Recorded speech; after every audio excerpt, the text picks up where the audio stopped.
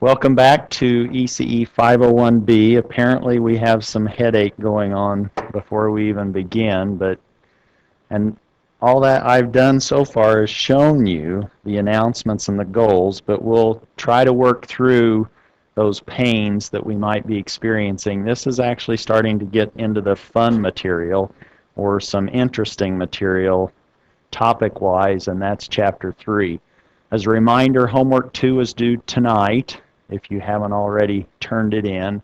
Homework 3 will be due in a couple of weeks, and then the Wednesday following, or 2 weeks from this Wednesday, is our first exam. And I believe there's already material up there from previous old exams that you can start to look at to get some comfort with what's going to happen come exam day. We're continuing with Chapter 3, which Chapter 3 is dealing with maps, and in particular we want to learn more about terminology and concepts associated with linear maps, and those maps take information from one vector space, our domain, into another vector space, our codomain. And today what we want to do is start talking about different spaces that we can identify relative to the domain and the codomain, and in particular the null space, which is a subspace of our domain, and we will relate that to what is called an injective map, or a one-to-one mapping. And injective, if you see my notational attempt, N is in injective, and injective is related to a null space, where null space starts with N. So this might be one way to keep some of these terms clear in your own mind. An injective map is one-to-one. We have a range space, which is where we get to in our codomain, where we can end up through this linear map, and that's a subspace of our codomain W. We also have something related to a range space, and that's the surjective map, meaning if our map covers the entire codomain and not just a subspace, then it's called a surjective map, and I've underlined the R in surjective, connecting that with range. We can have a range space that does not fill up all of the codomain, and so that would be a non-surjective map. Then we'll talk a little bit more about some properties related to these maps and the dimensions, and we'll finally start putting this into more concrete terms relative to matrix representations. But we can talk about these concepts without formally introducing matrix notation or matrix representation of these linear maps. But if you're struggling, you can always start to just put down a matrix and say, okay, what's the null space of this matrix, what's the range space of this matrix, and then you actually have complementary subspaces associated with those two in the respective domain and codomain. We'll get there eventually. But let's start with the null space as a concept, and let's now define it. The null space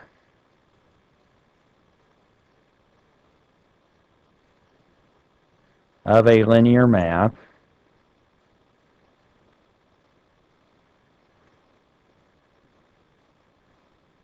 is the subset of the input space, which we've been labeling as capital V, and we've now started calling it the domain, that maps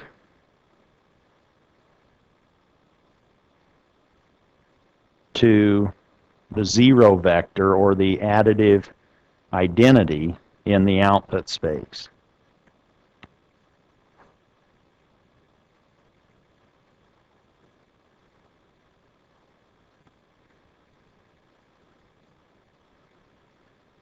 And that then allows us to make the following definition from Chapter 3.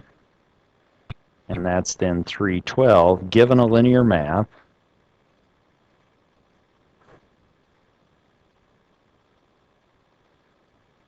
Let's call it T, where T is taking vectors from the input space, V, or the domain, into our output space, or codomain. That's a linear map.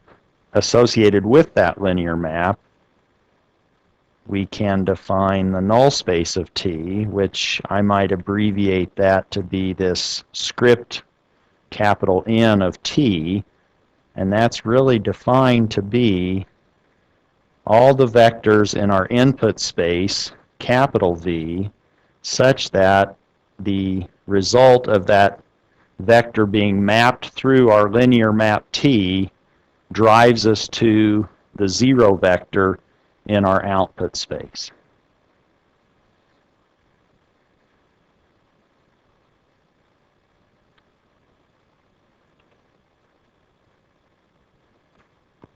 Picture is worth 1,000 words.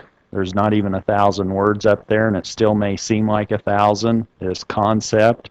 Let's then draw a picture, and you know what that means. That means we have some clouds, and that's consistent with our day today. It's a little wet, but that's okay. Here we have our domain,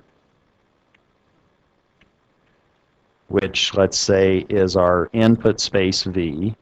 We have our codomain, which is our output space W. And now we are interested in vectors in our input space that actually map to one and only one vector in the output space, and that one vector is in fact the 0 vector. So that now anytime we go, if this is now T of V,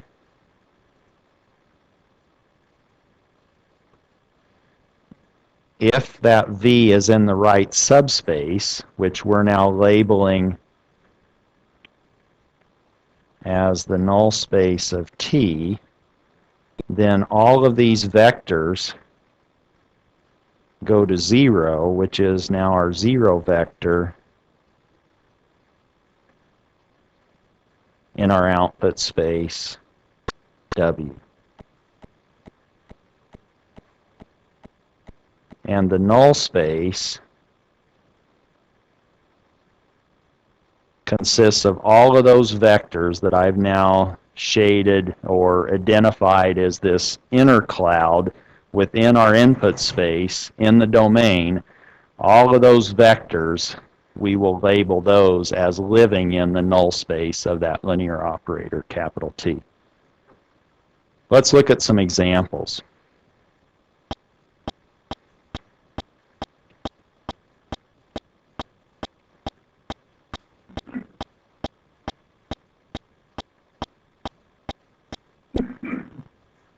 And these examples will actually help us broaden our perspective on null spaces and not just dealing with matrices. For example, suppose we are interested in, or our first map, let's say, is this differentiation map, where T is such that it maps from some set of polynomials over the reals into the set of polynomials over the reals. That's our linear map, and we want to know, relative to that linear map, what's the null space of that linear map T. So if you operated on a polynomial P with this linear map T that's differentiating that P, then now we want to know, is there a set of vectors, a set of polynomials, such that these P's are going to, when differentiated, give us the 0 vector in the set of polynomials. And we're starting with P being any element of in our polynomial vector space, but now we're restricting it with this set to be only those p's such that tp is equal to 0. Now, can you think of polynomials which, when differentiated, let's say they're polynomials in x, when differentiated by x, give us 0? In this case, if we start with that polynomial being a function of x to the 0 and no higher powers of x, or constants, then we differentiate those will indeed end up at the 0 vector.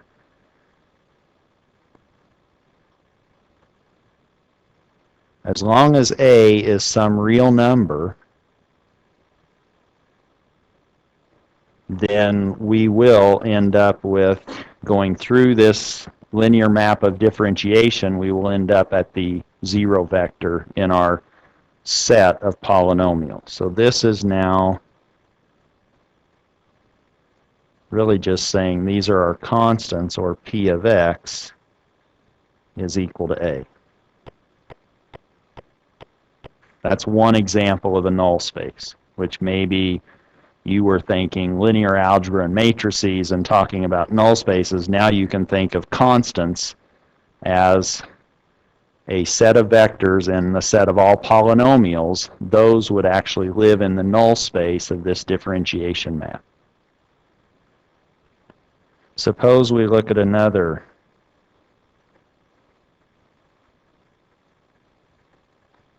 linear map, and that one being the dimension changing. Suppose that we have a linear map T that maps from a three-dimensional space, a volume space, into a plane, R3 into R2. And suppose that we look at a particular linear map where now its three coordinates we'll just label as x, y, z. That could have been x1, x2, x3, but now you can sort of visualize it maybe by saying, oh, the three coordinates are x, y, z. This now, the linear map, takes it into a two-coordinate vector, or into R2, and let's just say that that's 2x minus y plus 3z. That's the first coordinate. That's the linear combination of x, y, and z that produce the first coordinate. And let's say the second coordinate is 7x plus 5y minus 6z. And we want to know, are there points in 3 space, in R3, x, y, z, such that map through this linear map into the 0 vector? We want to know, are there combinations of x, y, and z that simultaneously produce 0 in the first coordinate and 0 in the second coordinate? That's what we're asking for this null space computation. Or, what points x, y, z living in R3 map into 0, 0 in R2.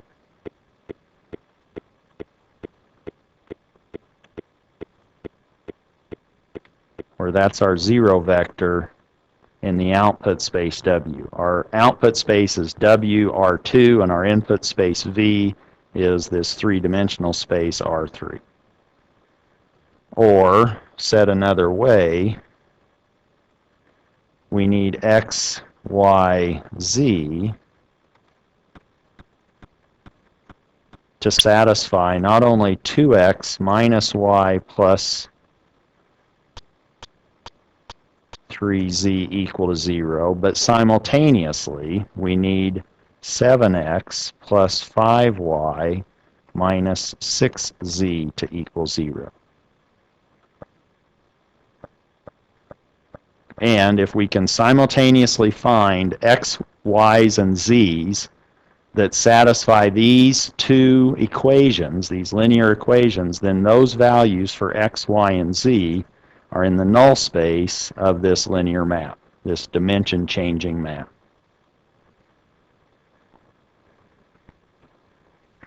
Said another way, the null space of this linear map T is the set of x, y, z. Again, this null space is a subspace of the input space. So it has to be living in R3.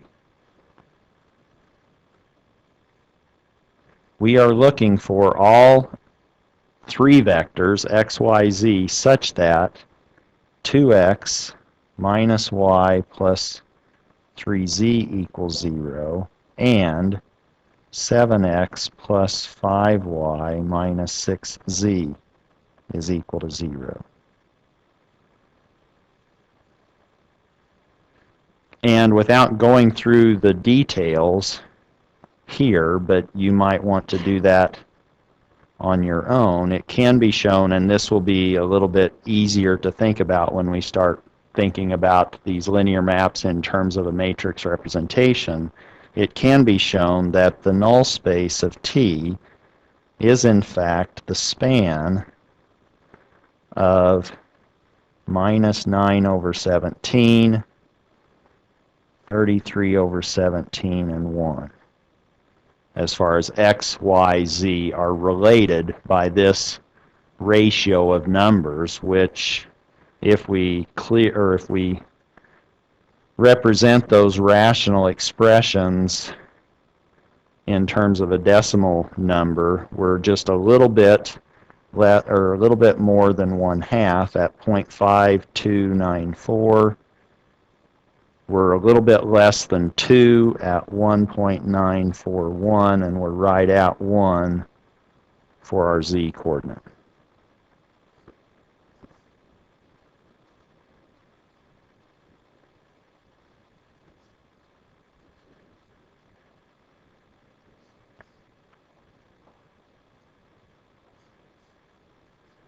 So now what we are saying with this can be shown is that that null space is spanned by that particular ratio of combinations of x, y, and z. So if you started at the origin and went to that point in 3 space, anywhere on that line, at any extent, any point on that line will map through that linear map T to the 0 vector in 2 space.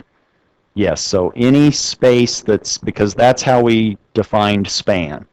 We can now scale this vector by any real number a, and as long as we can scale that by any a, that's what the span of that vector means, then that will be a point on or in the null space of that linear map T.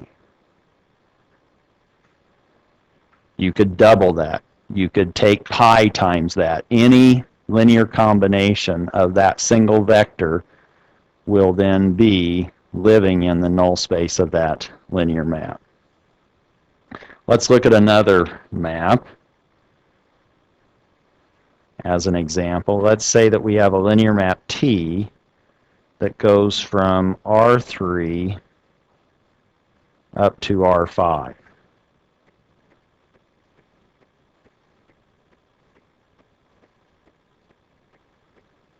What kind of a map is this? It's dimension changing, except now this one is going into a bigger space than into a smaller space. Now if we take this T, and now I guess I'm just mixing it up a little bit. Now this preserves some space.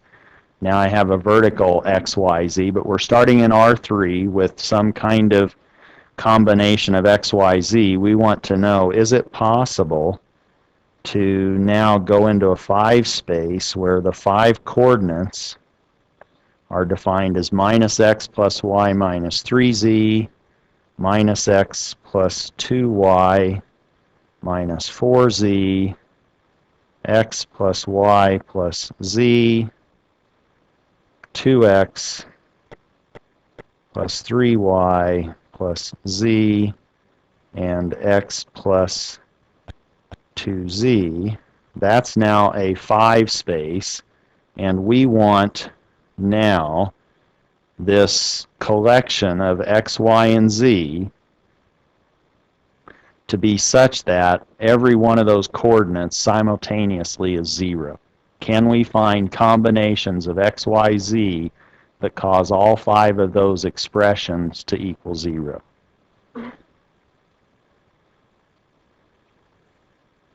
Here we need the right-hand side to equal 1, 2, 3, 4. I was afraid that might happen. Maybe I'm just getting a little too hard with my press. That's in R5. And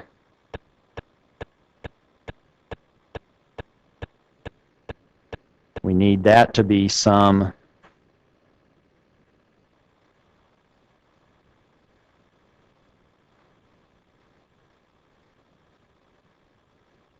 v in R3. We need some combination of x, y, and z to be there. We won't show that here, but in fact, we can find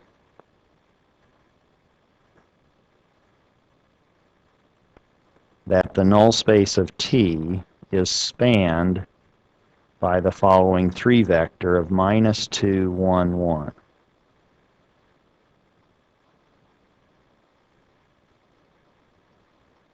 What was our input space dimensionally?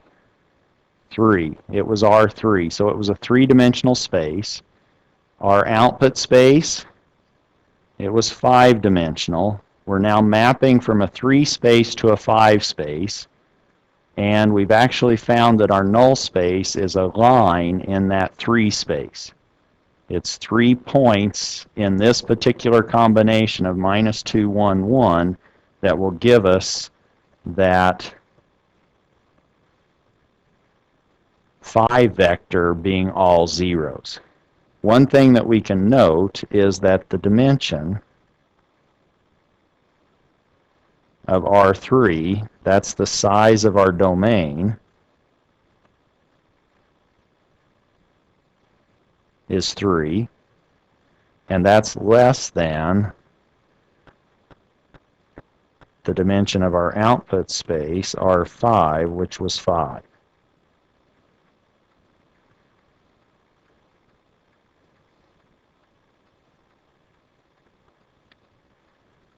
Typically, we would be looking at sort of the opposite being easier to think about having a null space. If you went from a bigger domain into a smaller codomain, you would immediately know that you had a non-trivial null space.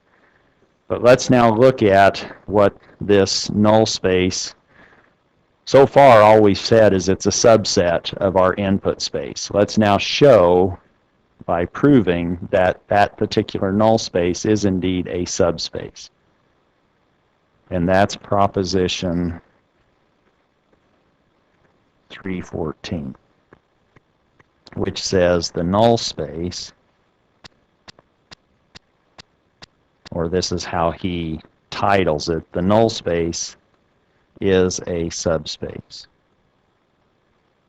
which is a good way to just remember what proposition or theorem 314 says.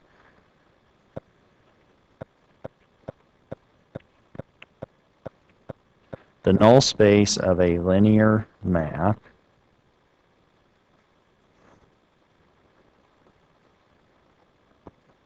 T such that V is taken into W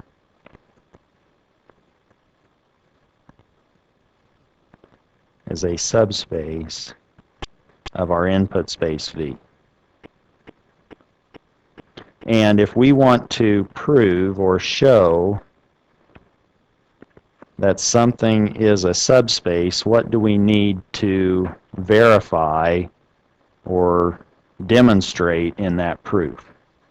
What were some things that we had or that we could rely on? If we know it's a subspace or a subset of our vector space, the input space, we really don't have to show all of the different characteristics of a vector space to show that it's a subspace.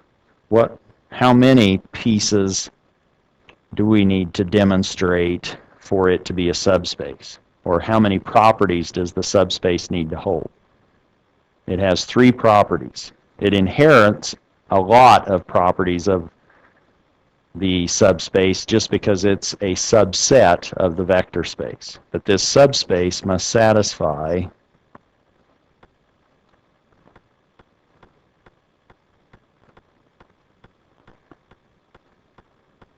three properties. First, we need to make sure that it contains the additive identity.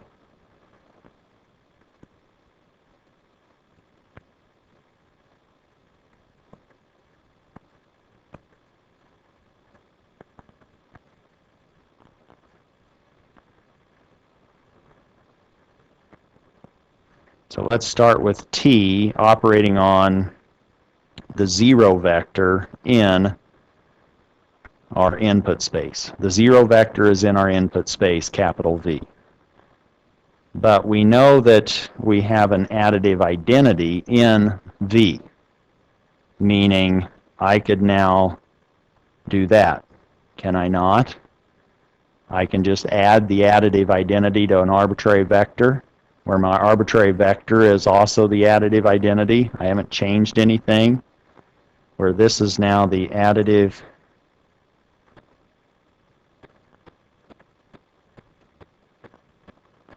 identity in our input space V. But since T is a linear map, we know that it has additivity as one of its properties.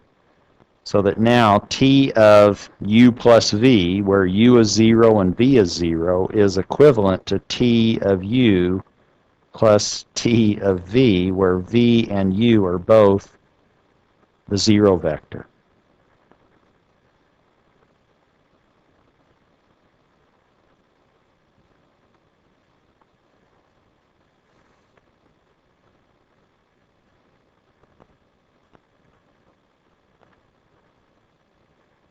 And what do we have now? Now we could say, well, that's 2 times T of 0. And so we could do this 2 different ways. I could say, well, let's add to both sides of this left side T of 0 and the right side T of 0 plus T of 0. Let's add the additive inverse to both sides. And then I would get 0 is equal to T of 0. Or I could say, what vector in the output space, W, is such that twice that vector is equal to it? So there's a couple of different ways you could sort of justify that now I have a vector that equals twice that same vector. What vector could possibly that be? That's the 0 vector, isn't it? So this now says, therefore, T of 0 is equal to 0, where 0 is in our output space. And we now know that T of 0 is the 0 vector. And this is the 0 vector. And that is what? Mapping to the 0 vector. That by definition says that that 0 vector lives in the null space of that linear map. So 0, and this 0 is in V,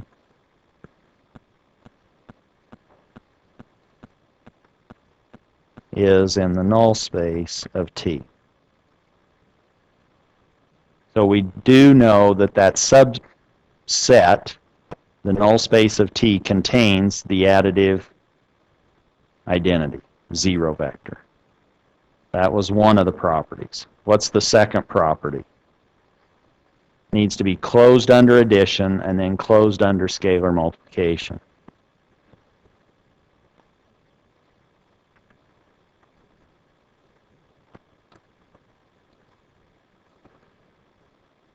Here, let's say that we're given 2 vectors, U and V, and let's say that they both belong to the null space of T. then we can talk of t of u plus v, and because the t is a linear map, we know that additivity exists, so now we know that t of u plus t of v must equal t of u plus v. But if u was in the null space of t and v was in the null space of t, what do we know about each of these two terms on the right-hand side? They're both 0. So that then says that t of the vector u plus v is also in the null space of t. Therefore, u plus v is an element of the null space of t. That's the additivity piece. U and v were both in the null space, and u plus v was in the null space. Our last property is we want to show that it's closed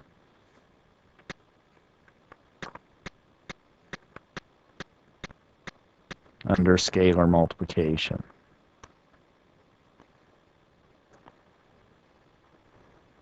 For this case, let's take a vector, u, and let's let it be in the null space of our linear map T. And let's take an arbitrary scalar A in our field of scalars R or C, which we label as F. Now we can examine what happens when we look at T applied to the scaled version of U, and it's scaled by A. But T is a linear map by assumption, so we know homogeneity is true. That allows us then to say that T of AU is A T of U, but we assumed that U is in the null space of T, so that T of U is 0, and any scalar times the 0 vector gives us back the 0 vector, which now, if we look at the extreme left and the extreme right of that string of equalities, now we know that T of AU equal to 0 gives us A of U as in the null space.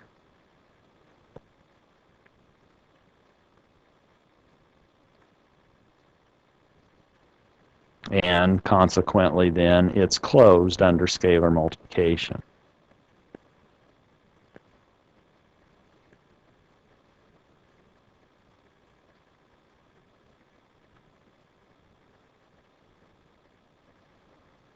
It now satisfies that subset. The null space of T satisfies all three properties for it to be a subspace.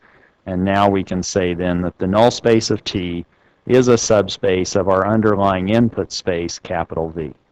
Anytime we have a null space, we know it's a subspace. Let's now talk about a term, an injective map, or a map, a linear map that's injective. And again, I'm trying to emphasize this in the word injective to show that it has a connection to the null space. It's not the same as the null space, but it's connected to the concept of null space. Here's our definition.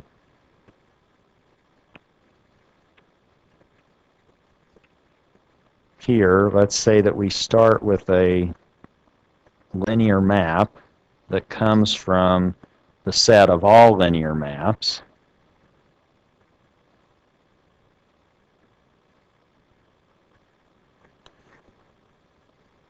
And here's more in our definition. If whenever U and V are vectors in our input space, capital V, and T of U is equal to T of V, whenever that implies u is the same as v, or u equals v, then the map T, capital T, is said to be injective.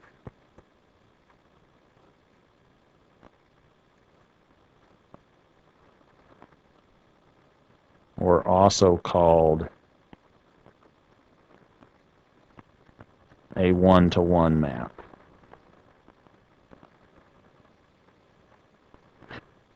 And remember, for any of these linear maps, T of u already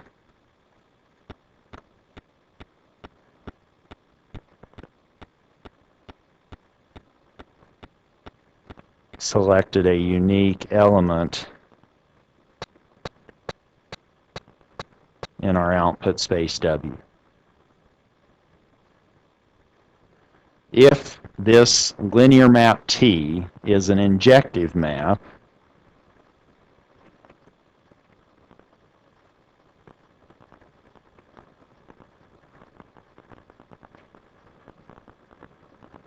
or in, I should say, not if, in an injective map,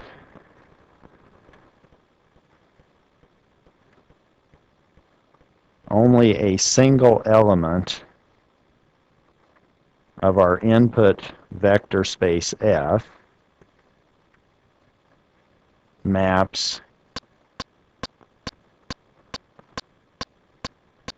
to that unique element in our output space W.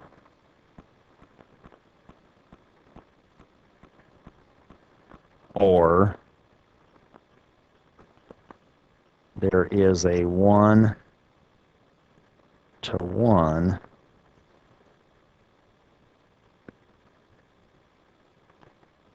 relationship between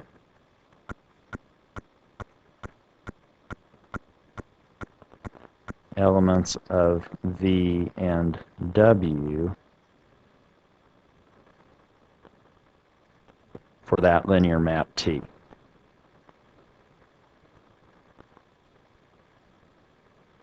And if we look at our cloud picture of this, here is our input space V, here is our output space W, and those are now connected with a linear map T. If it's an injective map, that means if we start at this point, that's going to go to that point and only that point. Meaning if we know where we ended up in W, we know that we only came from one point in our input space V.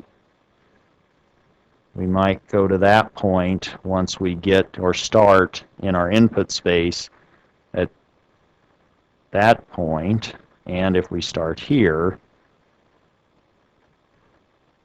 we go to that point in our output space W. So that anytime we have a point in our input space, that goes to a unique point in our output space W. And there's only one vector in V that maps to that point in W. Another way to look at that in a very restricted case, in a two-dimensional case, would be to maybe have some map like that. This is now, let's say, f of x, and maybe if I had sketched this very well, this might be the exponential map. In this case,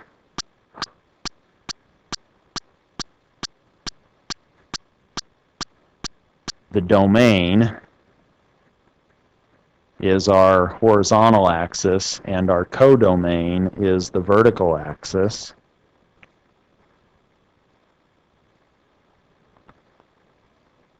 And with this particular mapping, a way to show that this is a one-to-one mapping is to examine any horizontal line and see if that, for that horizontal line, does it cut through this function in more than one place.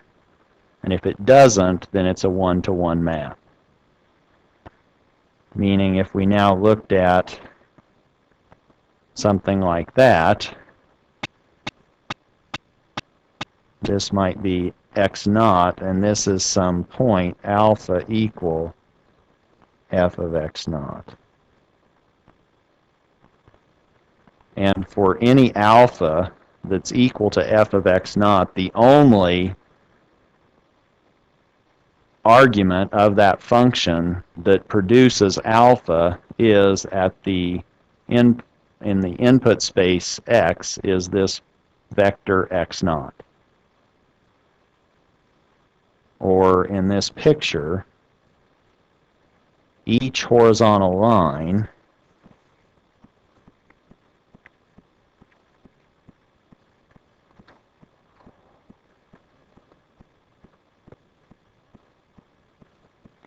only passes through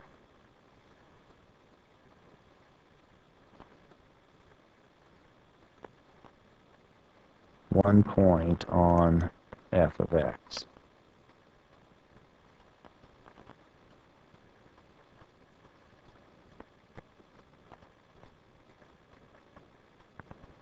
As a point of contrast, if this was x, and maybe somebody said, oh, you have a function that looks like this, now do you see that this is not one-to-one? You could now have a point in the input space, let's say x1, and a point x0 that both give you maybe the same alpha f of x0 and f of x1.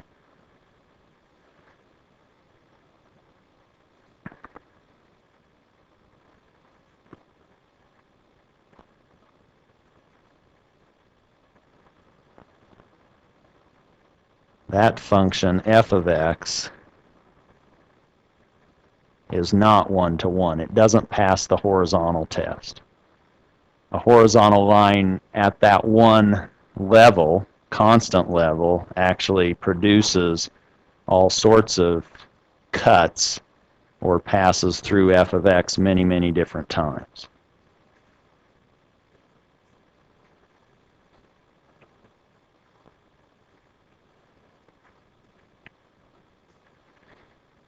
Now, I said that there was a connection between injective or one-to-one and null space.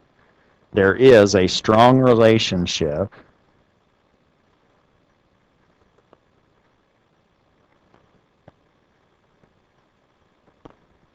between the null space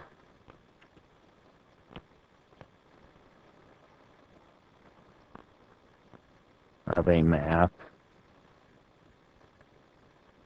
and whether or not that map is injective, and whether the map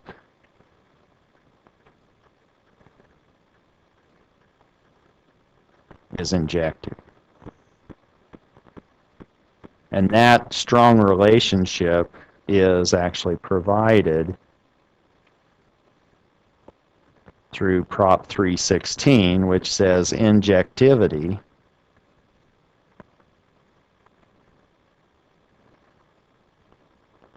is in fact equivalent to having a trivial null space. Injectivity is equivalent to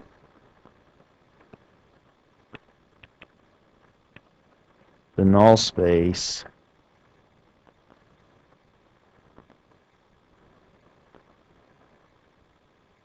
the zero vector.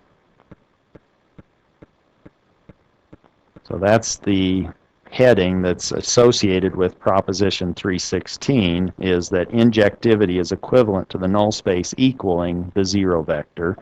By that, let's just give this proposition. Suppose we let T belong to the set of linear maps between the input space V and the output space W. And suppose that we say that T is indeed injective. That's statement A. Well, statement A is true, IFF, or if and only if statement B, which says that the null space of T is in fact only equal to the 0 vector. The only vector in the null space of T is the 0 vector. And I'm going to refer to that as a trivial null space. The only vector that belongs to the null space is the 0 vector. Here is the 0 vector, which lives where? That's in the input space, isn't it? And that's the trivial vector in that input space, V. Now, if we want to prove this proposition or this theorem, we want to now show, given a linear operator, that's one of the assumptions, we want to show A if and only if B, where A is T is injective and B is the null space of T, the only vector living in that null space is one vector, and it's the 0 vector. We want A if and only if B. That means that we need to show if A, then B, and we also need to show if B, then A for an if and only if proof.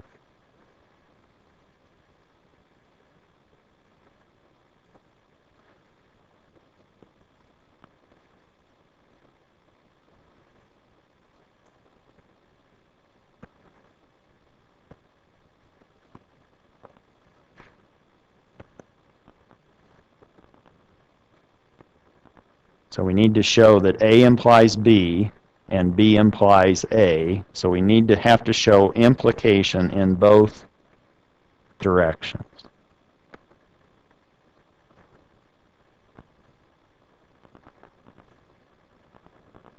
Let's start with the first one, and we're obviously assuming the first, if A then B, then we're saying assume the linear map T is injective. So A is given. We want to show that B is true, that the null space of T is just one vector, and that one vector is the 0 vector. Let's just pick an arbitrary vector and say that it belongs to or lives in the null space of T. So let's just grab a vector that we say is in the null space of T, when we know T is injective. If V lives in the null space of T, and if I write down T of V, what do we know that equals? Then if V is in the null space, then T of V is equal to 0. That was by assumption. That's by letting V be in the null space. That's what we just said. So V is in the null space of T.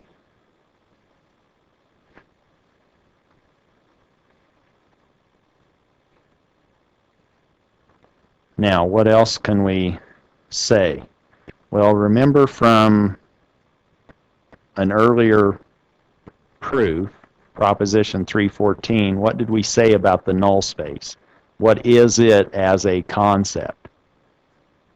It's a subspace, so it is a vector space. So remember from our previous proof,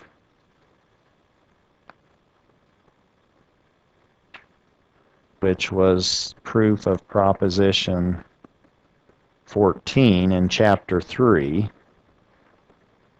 if the null space of T is a subspace, then we know it has to contain the additive identity. So we know that 0 is in the null space of T from our earlier proposition, since our null space is a subspace. Well, if the 0 vector is in the null space of T, then we know that T of 0 is equal to 0. where this is now the 0 vector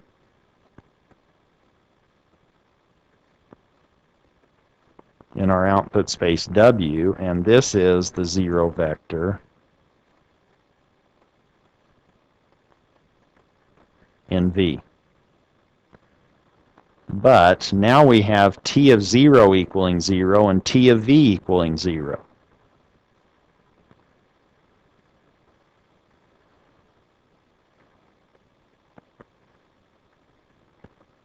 That was our first, we said let's pick a vector V that's in the null space. So T of V was 0, and we just showed that since the null space of T is a subspace, we know that the 0 vector is a part of it. So we now know that T of V is equal to 0 is equal to T of 0. But what do we know about a map being injective?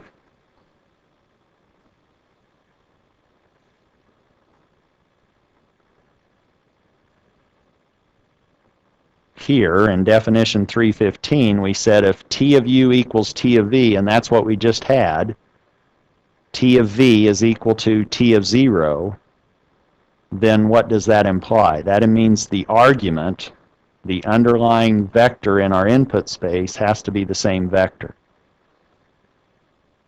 We now know that T of V is equal to T of 0,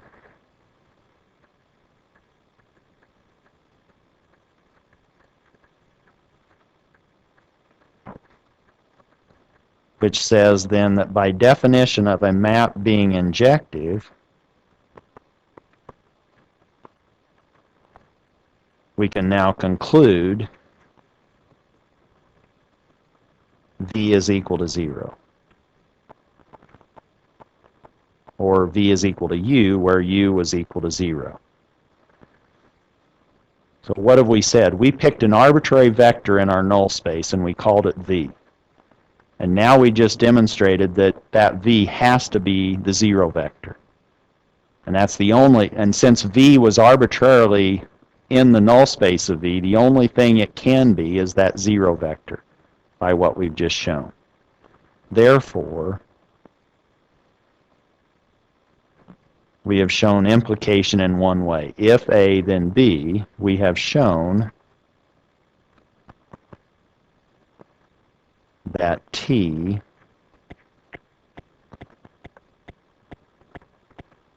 being injective implies that the null space of T is trivial or only has one element or one vector belonging to it, and that one vector is the 0 vector. So now if A, then B, we've shown. Let's now show that if B, then A. In this case, let's assume that the null space of T is the 0 vector, that it only contains the 0 vector. That's the B statement. Only contains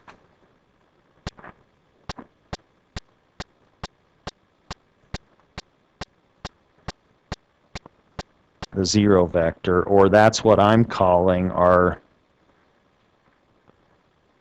null space is actually trivial.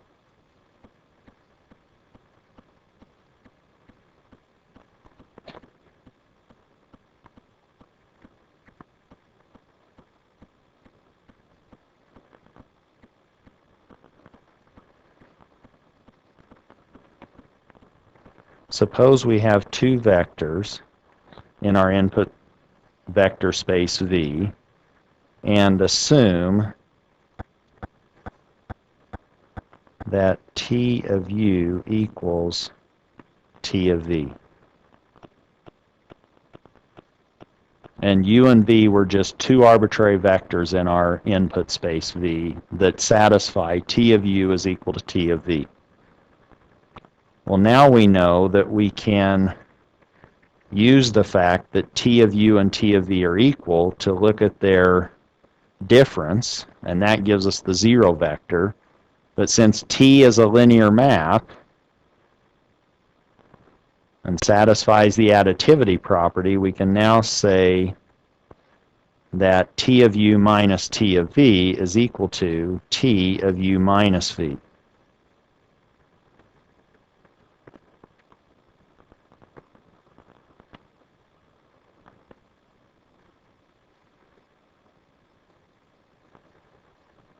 Now, if t of u minus v equals the left-hand side, what does that say about u minus v as a vector? U minus v is in the null space of t, isn't it? So now u minus v, because t of u minus v gives you the 0 vector, that's what we're defining to be the null space. So that vector, u minus v, must live in the null space.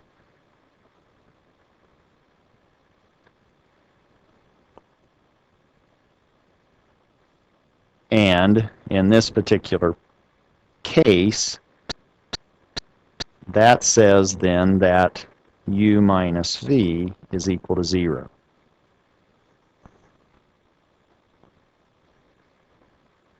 Since, what did we start with? We said the only vector in our, that was our first statement or assumption. We assumed that the only vector in the null space was 0. And now we said, oh, we found a vector, which we're labeling u minus v, that's in the null space. And now that u minus v is the 0 vector. And if u minus v is equal to 0, now we can use our algebra. Now we just know that u, in fact, is equal to v. Or, once we started with t of u equal t of v, then that implies u is equal to v, but that collection of, or that implication is just the definition of a map being injective.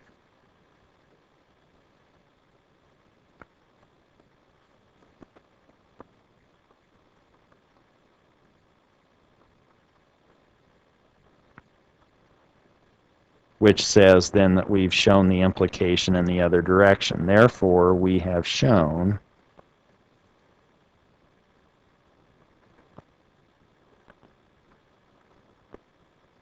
that the null space of T being trivial implies that our linear map has to be injective.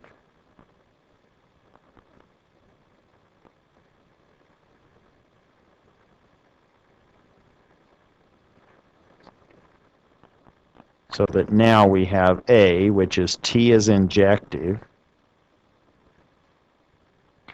if and only if the null space of that linear map T is the only contains the 0 vector 0, or the additive identity.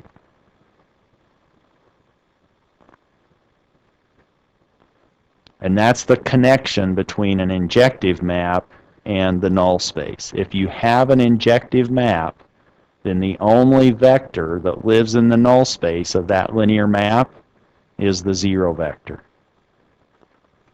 It's a trivial null space. What about a non-injective map?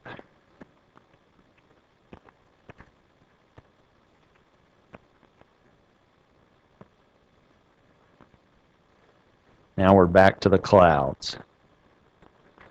Here we have our input space, V, and our output space, W, or the domain and the range, and we're mapping between those with a linear map, T.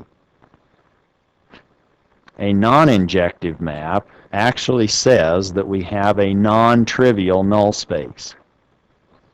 So we might have some subspace in our input space, which every point or every vector in that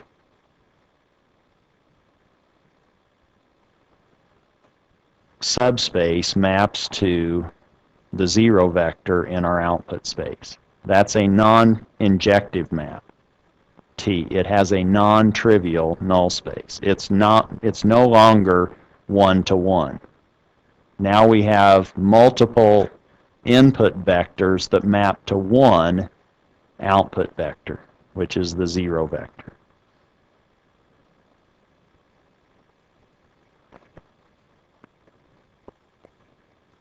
note the null space of T, which we are now calling script n of T,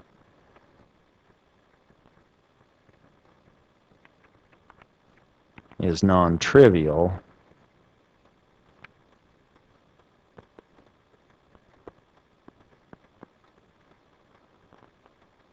for a non-injective map. Let's look at an example of what that means to have a non-injective map. Suppose we have a linear map T that has a non-trivial null space. Suppose T has a non-trivial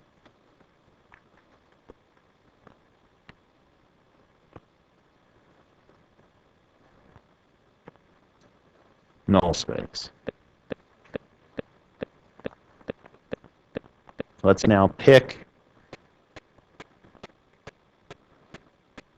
a vector v and find its output vector and call that W1.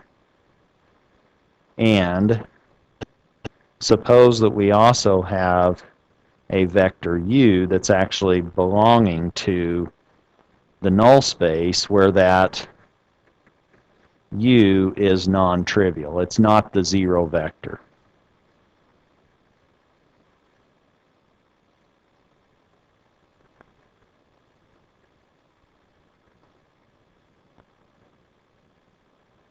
So now we have a vector u that, when operated on by that linear map T, maps to the zero vector in our output space. That is, u belongs to the null space of T, with u being something other than the zero vector. So we now have v and u. V gives rise to W1, and u gives rise to the zero vector. Suppose we look at a new vector, let's call it z, in our input space that's the sum of u and v.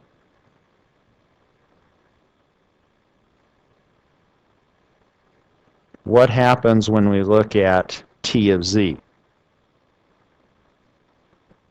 Well, by definition of z, that's T of v plus u. But we know T is a linear map, so we know that T of v plus u is the same or is equal to T of v plus T of u. We assumed that T of v was an output vector W1. And what was T of u? U was in our null space, so that's 0. So that now we're seeing that T of z is W1. And what have we now shown? We now have seen that T of z yields W1, as did T of v. But what do we know about v and z? Are they the same vector? No. Z is v plus u. So this does not imply that z is equal to v. So this is, in fact,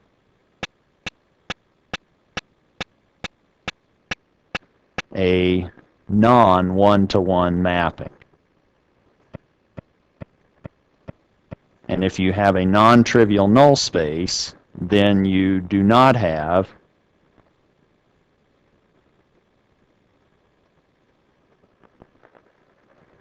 we've gone into the null space, literally. Let's see what happens when we come back. I've lost the entire lecture. I hope not. But we'll keep our fingers crossed.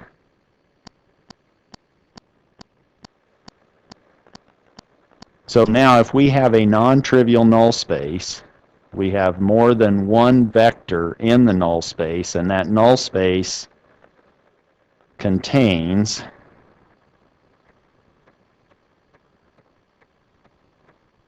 wow, this is not looking good. Oh, that's looking a little better. Oh my. Wow.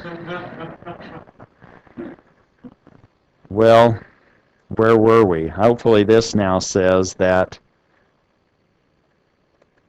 it's wanting to be in the null space.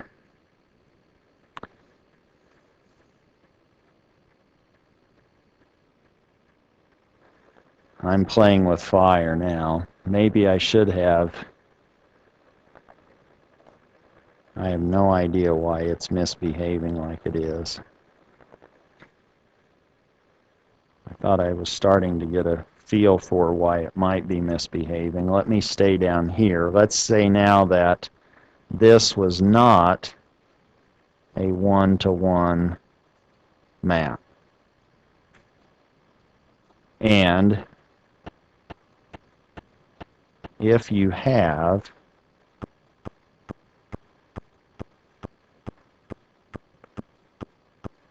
a non-trivial null space, by that I'm meaning that we have something more than just the zero vector living in our null space, then the map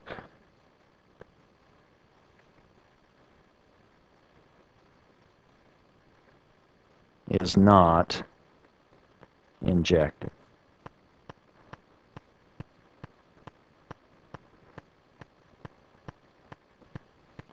That's what we have in the input space as a subspace. That's our null space. Let's now talk about what happens when we talk about where this linear map can take us in our output space, and that's related to the concept of range. The range of a linear map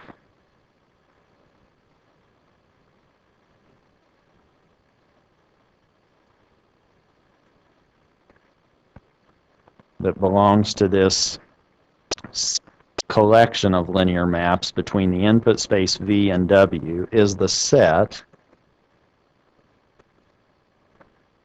of vectors in W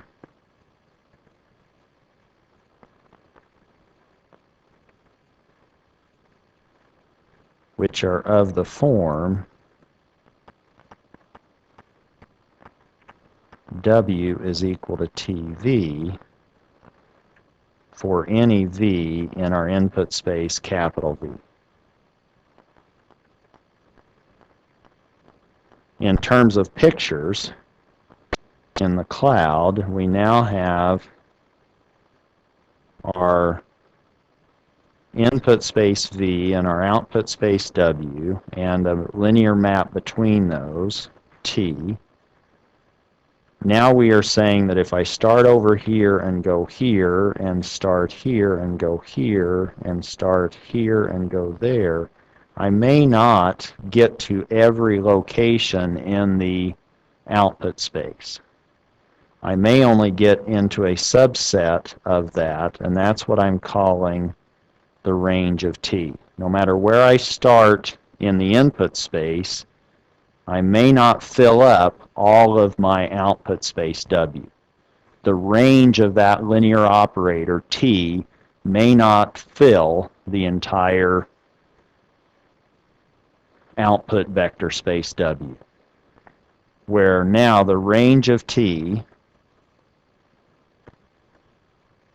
which I'm labeling now as this script R of T, that's the range of T, is the set of vectors W such that they equal TV when V is any vector in the input space capital V. Or, in other words,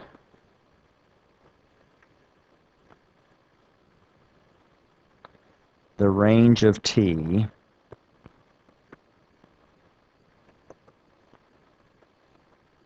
is all the possible outputs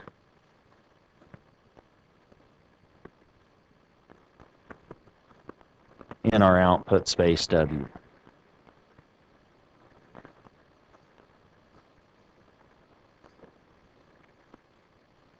I'm listening.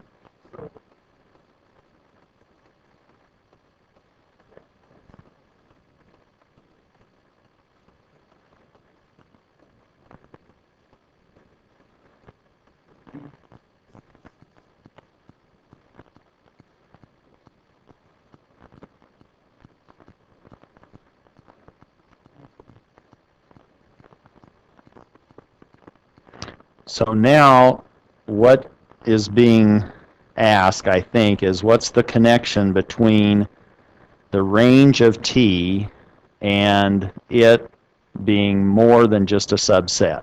Is it actually a subspace? So now we're saying that the range of T it's not necessary that it fills all of the output space, but it can. And that's what we'll say is a surjective map. A surjective map is when the range fills all of our output space. But I'm getting ahead of myself. What the question was really this statement or theorem 19 in chapter 3, and that is that even though maybe the question was the counter to this, the range is indeed a subspace. The range is a subspace. That's the heading that he gives, so that we now know that the range of T, which is, let's say, script R of T, is a subspace of our output space W. Meaning it has to satisfy those three properties. It has to contain the zero vector.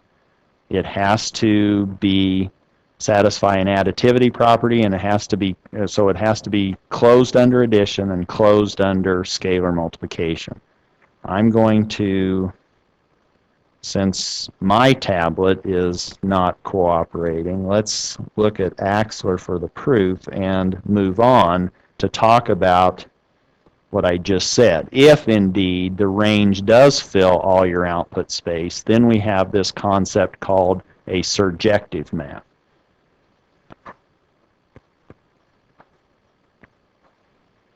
And this concept is related to the range space, or has a range space connection.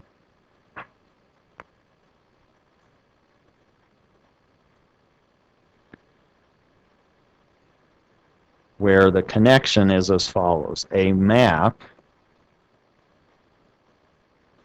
T, when it's a linear map, T is now living among the linear maps between the input space V and W. That linear map is called surjective if, in fact, for any V in our input space getting mapped through the linear map T, if the range of that T is all of the output space W, then that map is a surjective map. And that's also called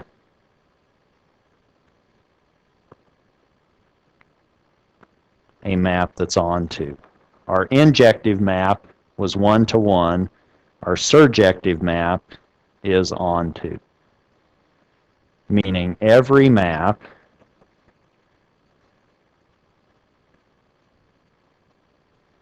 or I should say every vector in our output space W is a possible output of that linear map. Every vector in W is a possible